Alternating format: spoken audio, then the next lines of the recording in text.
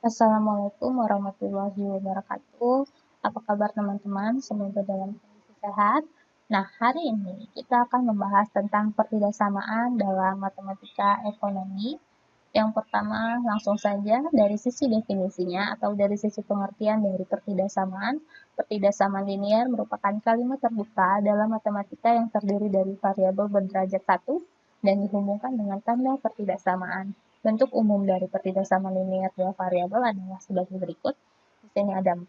Yang pertama, jika AX ditambah BY lebih besar dari C. Yang kedua, AX ditambah BY kurang dari C.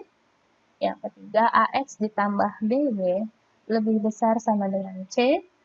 Dan yang terakhir adalah AX ditambah BY kurang dari sama dengan C. Nah, selanjutnya di sini A sebagai koefisien dari X ya, dengan A sebagai koefisien untuk X, ya kan AX berarti itu A-nya koefisien dan BY juga sama, B-nya sebagai koefisien. Sedangkan C di sini sebagai konstanta, ya, C-nya sebagai konstanta, berarti ada nilai tetap di sini, di mana A, B, dan C merupakan anggota bilangan real, dan A tidak sama dengan 0, B juga tidak sama dengan 0. Untuk pertidaksamaan itu sebenarnya memiliki grafik, namun untuk materi kali ini kita tidak akan membuat grafik, lebih kepada kasus-kasus yang ada terkait dengan pertidaksamaan linear. Tapi akan kita bahas dari sisi bagaimana caranya untuk membuat grafik. Suatu penyelesaian dari pertidaksamaan linear biasanya digambarkan dengan grafik. Adapun langkah-langkah dalam menggambar grafik pertidaksamaan linear adalah sebagai berikut. Yang pertama, ubah tanda pertidaksamaan menjadi persamaan. Yang kedua, gunakan titik potong koordinat Kartesius dengan sumbu X dan sumbu Y. Yang ketiga, gunakan titik uji untuk menentukan daerah penyelesaian. Dan yang keempat, gambarkan grafiknya dan beri arsirat pada daerah penyelesaian. Langsung saja di sini kaitannya dengan pertidaksamaan linear sebenarnya banyak sekali dalam kasus ekonomi. Yang pertama adalah dari sisi investasi. Ingat, dalam berinvestasi semakin besar tingkat pengembalian yang diberikan, maka semakin besar juga resiko yang akan didapat. Contohnya di sini, jika kamu seorang investor yang memiliki dana sebesar 10 juta, yang dimana kamu memiliki pertimbangan dua pilihan investasi, yaitu investasi A dan investasi B, di mana investasi A itu akan memiliki tingkat pengembalian sebesar 4% per tahun, sedangkan investasi B itu memiliki tingkat pengembalian 5,5% per tahun. Nah, di sini berarti kamu sebagai investor sudah menyadari kan, dari tingkat pengembaliannya saja sudah ada perbedaan resiko, di mana investasi B itu memiliki resiko yang lebih besar dibandingkan investasi A, karena tingkat pengembaliannya adalah sebesar 5,5%. Pertanyaannya adalah, jika investor menginginkan pengembalian per tahun minimal sebesar 480.000, berapakah jumlah yang harus diinvestasikan pada investasi A dan B?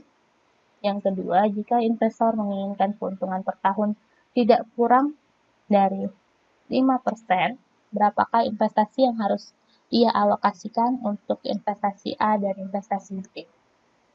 Jadi, pertidaksamaan itu yang pertama bisa digunakan dalam menyelesaikan investasi.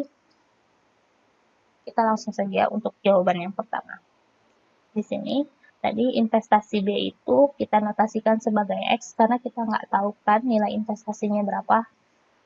Yang kedua, investasi A itu dalam fungsinya kita notasikan sebagai 10 juta dikurang X. Karena tadi kita memiliki uang sebesar 10 juta yang akan diinvestasikan ke dalam investasi A dan investasi B. Jadi, untuk investasi B sebagai X dan investasi A adalah 10 juta dikurang X. Investasi A memiliki tingkat pengembalian sebesar 4% per tahun.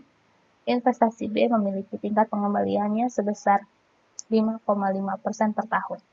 Nah, di sini untuk pengembalian investasi A ditambah investasi B per tahun minimal 480.000. Maka kita buat fungsi dari pertidaksamaannya. Tingkat pengembalian berarti kita kalikan antara persentasenya dikali dengan fungsi linear dari setiap investasi. Berarti yang pertama pengembalian investasi A di sini 0,04 dari 4% dikali dengan 10 juta dikurang X ditambah dengan 0,055 dari 5,5%, X-nya dari B yang ada di sini, lebih besar sama dengan 480.000.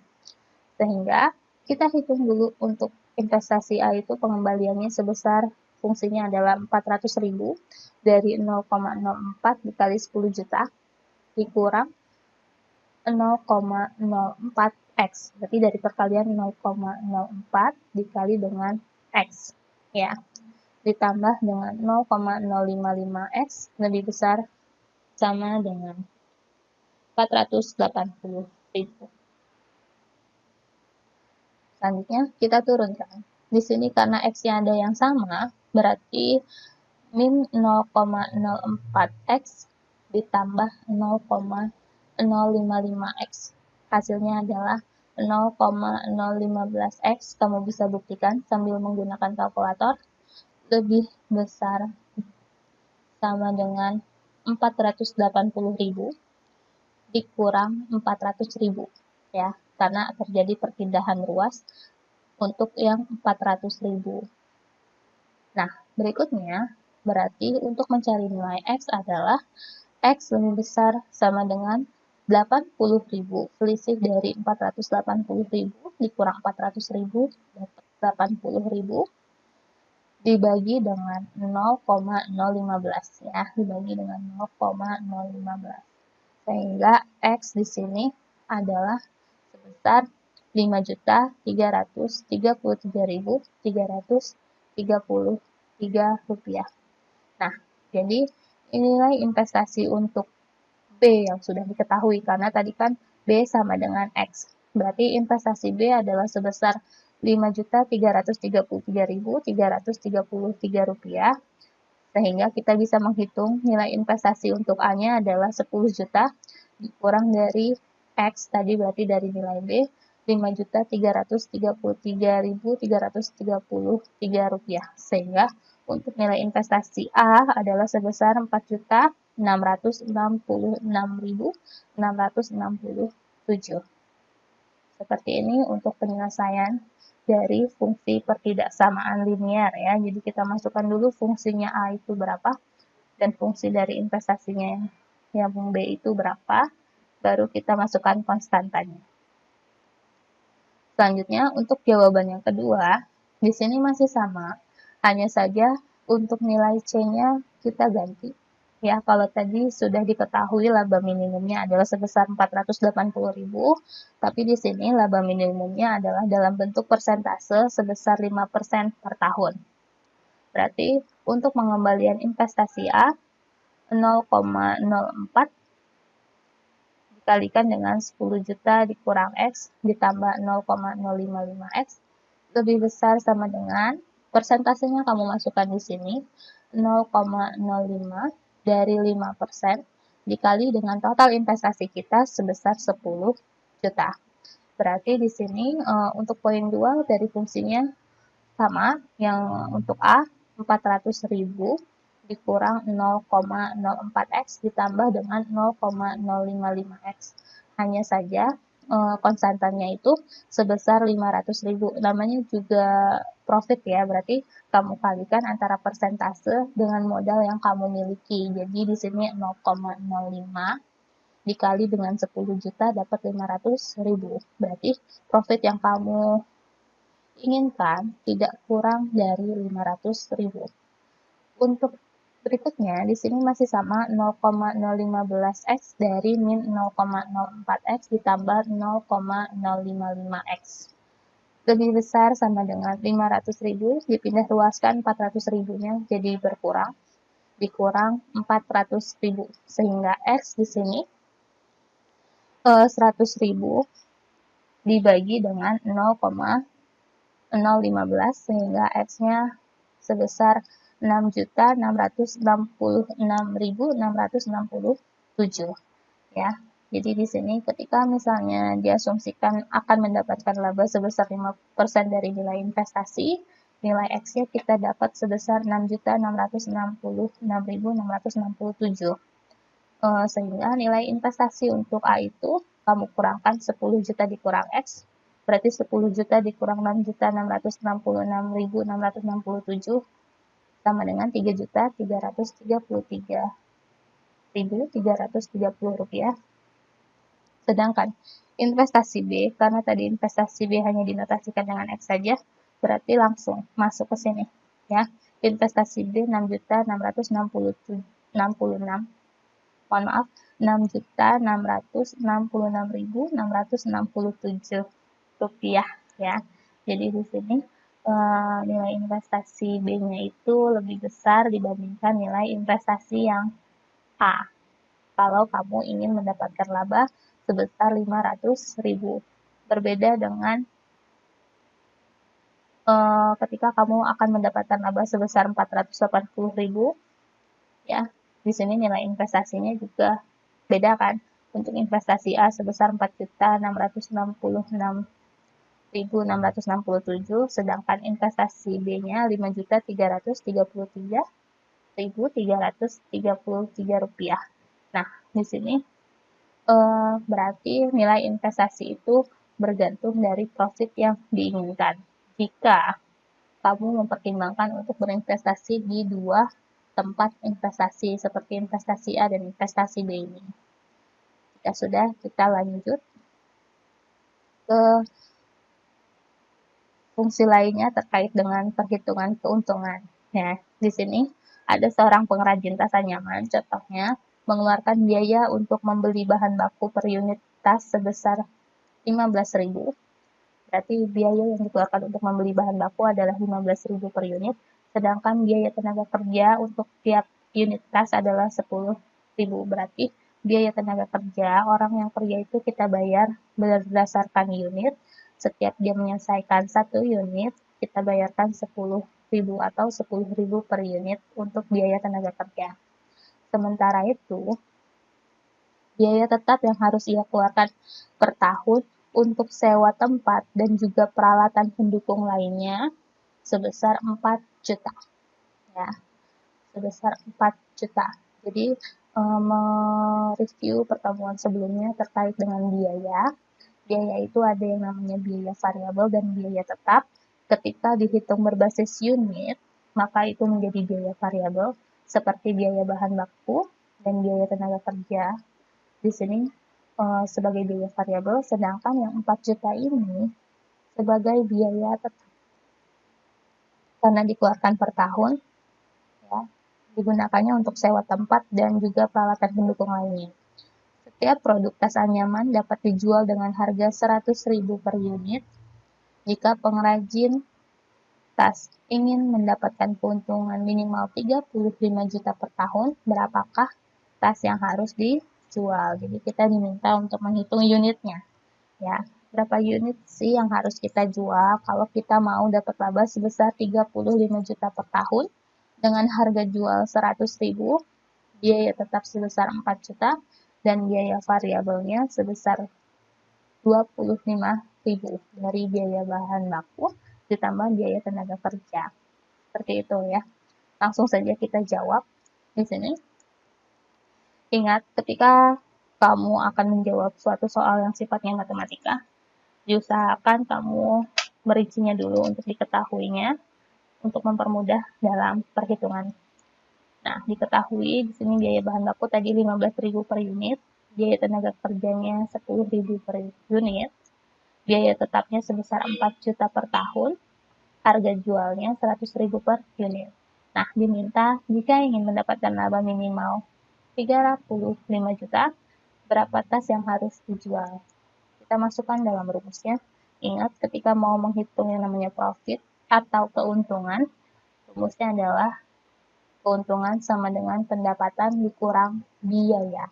Ya, pendapatan dikurang biaya berarti pendapatan sama dengan harga jual dikali dengan jumlah unit. Ya kan, TR sama dengan P dikali Q. TR itu total revenue, berarti pendapatan. Nah, di sini harga jualnya berapa? Tadi harga jualnya sudah diketahui 100.000 per unit, berarti 100.000 Ki, ya, 100.000 Ki. Selanjutnya, kita turunkan juga yang kedua adalah terkait biaya.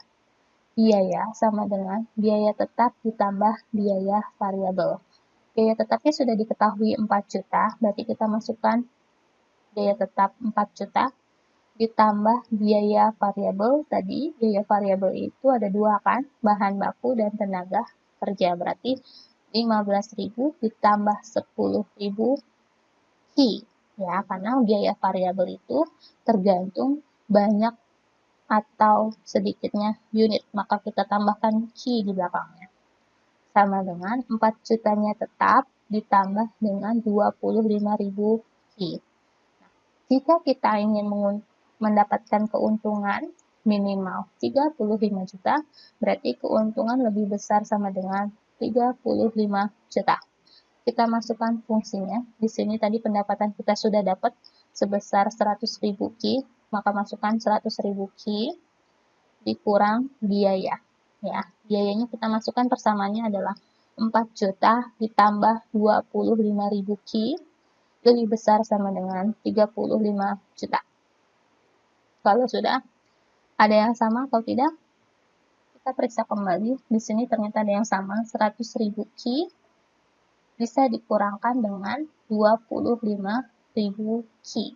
Ya, berarti 100.000 Ki dikurang 25.000 Ki dapat yang namanya sebesar 75.000 Ki. Selanjutnya dikurang 4 juta. Ya, karena di sini ada tanda minus kan? Min 4 juta. Min 4 juta. Lebih besar sama dengan 35 juta. Jika sudah, kita pindah ruaskan. Di sini 75.000 Ki-nya tetap lebih besar sama dengan 35 juta. 4 jutanya kita pindah ruaskan menjadi ditambah 4 juta. Jadi hasilnya adalah 39 juta. Sehingga Ki lebih besar sama dengan 39 juta dibagi 75.000. Ya, dibagi 75.000, kamu buktikan sehingga Q-nya itu mendapat hasil sebesar 520. Nah, sehingga di sini kalau kamu interpretasikan dalam bahasa yang biasa kita gunakan seperti ya. Jadi, jika pengrajin tas ingin mendapatkan keuntungan minimal 35 juta per tahun, maka ia harus menjual tasnya tidak kurang dari 520 unit selama 1 tahun.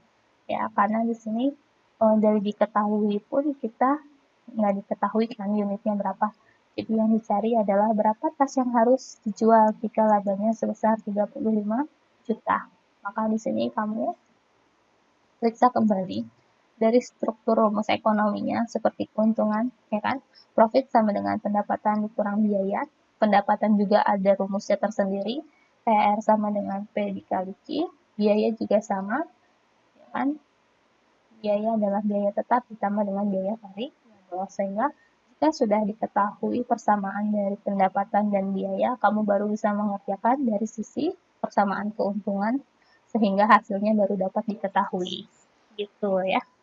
Berikutnya di sini terkait dengan pertidaksamaan biasanya juga dapat digunakan dalam pengambilan keputusan untuk membuat atau membeli.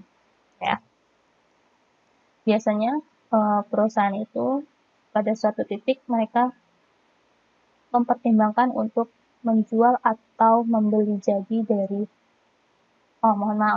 pada suatu titik suatu produsen itu dalam memproduksi suatu barang mereka itu memiliki pertimbangan untuk membuat atau membeli. Jika membuat biasanya dibutuhkan investasi dan beberapa biaya tambahan, sedangkan untuk membeli kebutuhannya mereka hanya membayar dari sisi harga yang ditawarkan oleh si penjual. Nah, sebagai contoh di sini, sebuah pabrik minuman ringan dalam kaleng dihadapkan pada dua pilihan, yaitu untuk membuat atau membeli kaleng kemasan minumannya. Jika perusahaan membuat kaleng kemasan tersebut, maka ia harus investasi dengan biaya total sebesar 6 juta per tahun dan biaya variabelnya sebesar Rp50 per unit. Sedangkan jika ia membeli kaleng kemasan tersebut dari perusahaan pemasok, maka biaya per unitnya adalah sebesar 200. Jadi harga belinya itu sebesar 200 kalau misalnya beli dari si pemasok. Tapi kalau misalnya untuk produksi sendiri kalengnya, perusahaan ini harus mengeluarkan investasi sebesar 6 juta dan biaya variabel per unitnya sebesar Rp50. Diminta, tentukanlah jumlah produk minimal yang harus diproduksi agar keputusan membuat akan lebih murah daripada keputusan membeli. Sehingga ketika mempertimbangkan untuk membuat atau membeli sendiri ini, perusahaan itu harus memperhitungkan juga. Ya, di sini ketika dia harus membuat atau membeli, maka dia harus bisa mengestimasi produk yang harus diproduksi itu berapa sih ketika untuk membuat itu menjadi lebih murah. Jadi kalau misalnya pembeliannya kurang dari perhitungan yang sudah didapat, maka perusahaan itu sebaiknya membeli saja. Nah, kita lihat contohnya. Untuk jawaban di sini, konsep membuat dan membeli sebenarnya serupa dengan konsep biaya tetap dan biaya variabel. Dalam konsep memproduksi, perusahaan harus menanggung biaya tetap dan biaya variabel, sedangkan dalam konsep membeli, perusahaan tidak menanggung biaya tetap dan biaya variabel. Oleh karena itu, jika dibuat dalam persamaan matematika, bentuknya akan seperti berikut, tapi kita catat dulu, diketahuinya berapa. Tadi investasi jika membuat sebesar 6 juta per tahun, dan biaya variabelnya adalah Rp50 per unit. Tetapi jika membeli akan mendapatkan biaya sebesar 200 per unit. Nah, maka untuk persamaannya kita buat dulu. Jika membuat berarti 6 juta ditambah 50 Q, karena konsepnya terkait dengan membuat sama dengan konsep biaya, yaitu biaya sama dengan biaya tetap ditambah biaya variabel. Berarti membuat biaya tetapnya 6 juta, biaya variabelnya tadi berapa nih? Rp50. Berarti Rp50 dikali dengan Q. Nah, tetapi jika membeli, kamu akan mendapatkan harga atau mengeluarkan biaya sebesar 200. Berarti tergantung dengan berapa banyak yang kamu akan beli. Sehingga persamanya untuk membeli sama dengan 200 Q. Kita turunkan dalam fungsinya di sini. Berarti membuat lebih besar sama dengan membeli ya. Kita lihat 6 juta ditambah 50 Q kurang dari sama dengan 200 Q. 6 jutanya tetap di sini. Kurang dari sama dengan 150 Q. Dari 200 Q dikurang 50 Q. Sehingga Q-nya kita hitung dari 6 juta dibagi 150. Dapat 40.000. Jadi, jika perusahaan membutuhkan kaleng tersebut lebih dari 40.000 unit per tahun, maka keputusan untuk membuat kaleng akan lebih murah daripada membeli. Ya, jadi di sini berapa sih yang minimal kita pertimbangkan untuk membuat kaleng jika lebih besar dari 40.000 unit per tahun akan lebih murah membuat kaleng. Tapi kalau misalnya kurang dari 40.000 unit, maka kamu sebaiknya adalah membeli. Kita buktikan perhitungannya. Di sini, berdasarkan kasus soal sebelumnya yang nomor 3, asumsikan jika diketahui Q1 sebanyak 39.000 unit dan Q2 sebanyak 41.000 unit. Kita buktikan di sini. Ketika Q1-nya 39.000 untuk membuat ya kan, membuat persamaannya masih ingat ya, 6 juta ditambah 50 Q. Berarti kalau Q1-nya 39.000 unit, maka Q sama dengan 6 juta ditambah 50 dikali dengan 39.000 unit.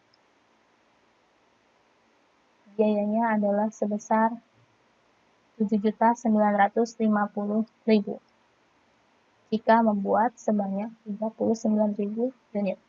Tetapi ketika kita membuat sebanyak 41.000 unit, di sini jika membuat 41.000 unit, Berarti Q sama dengan 6 juta ditambah 50 dikali dengan 41.000 unitnya.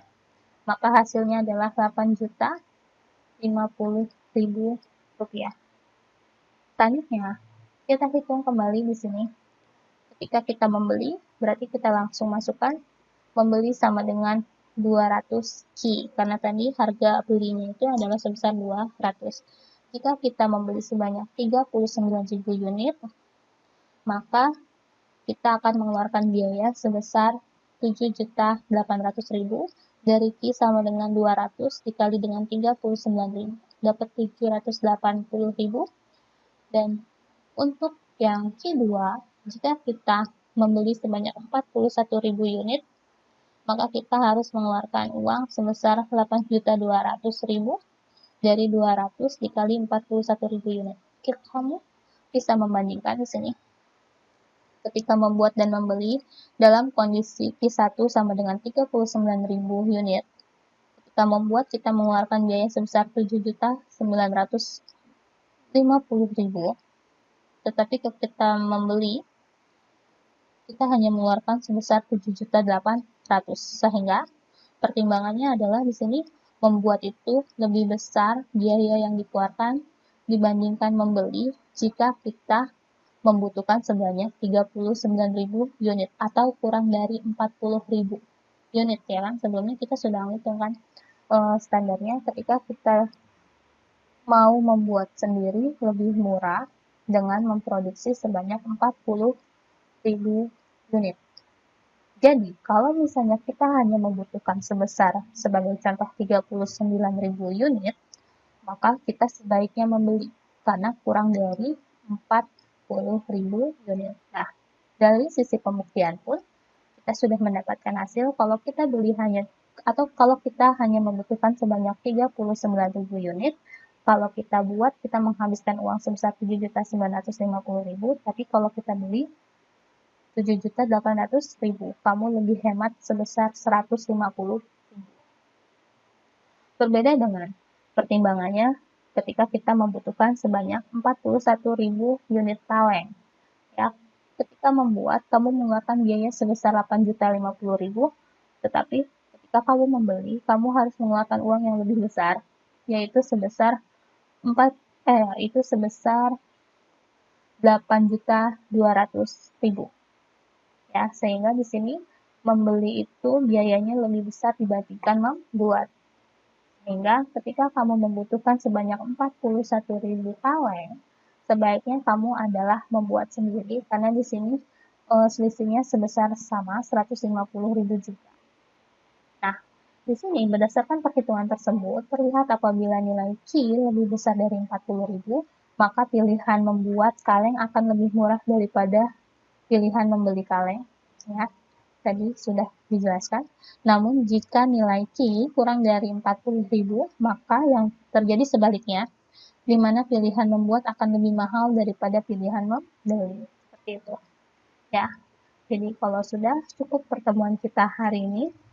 Di sini juga ada latihan soal, silakan dikerjakan lalu dikumpulkan melalui kelas. Terima kasih. Wassalamualaikum warahmatullahi wabarakatuh.